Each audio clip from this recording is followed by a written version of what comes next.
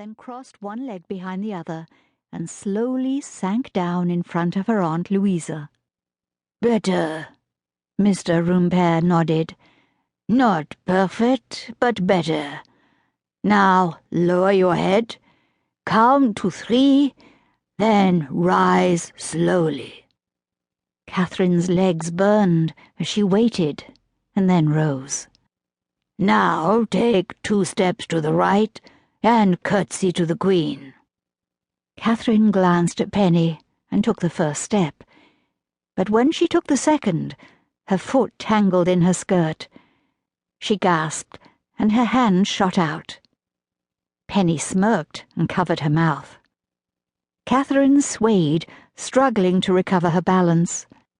Mr. Rumpere scowled. "Is that how you will conduct yourself at the presentation?" "Of course not." Kate untangled her skirt and turned toward the windows, frustration bubbling up within. This man was impossible. She would like to see him curtsy 50 times and never lose his balance. "Face this way." Kate clenched her jaw and turned around. "You must never turn your back on the royal family." He motioned toward Penny and her aunt. "They are not the royal family, and neither are you." His eyes flashed, and he lifted his hand. "Very well, that will be all for today." "Mr. Rumpere, please." Aunt Louisa rose from her chair. "There's no need to cut the lesson short." "It appears your niece is tired, and that has made her irritable." "But Catherine's presentation is Friday." "Yes, time is short." The dancing instructor lowered his eyebrows and studied Kate. "I suppose I could come again on Wednesday at 3 o'clock. "Yes, thank you. We'll look forward to it." Aunt Louisa sent Kate a pointed glance and waited for her response.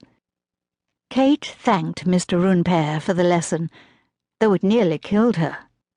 Louisa crossed the room and pulled the cord to summon the footman. He arrived and escorted the dancing instructor out. When the door closed, she swung around and glared at Kate. "There is no excuse for your rude behavior toward Mr. Rumpere." Kate lifted her chin. "I don't see why he has to come back. I know how to curtsy." "There is more to court presentation than learning how to curtsy." "Of course, but he's so superior and demanding."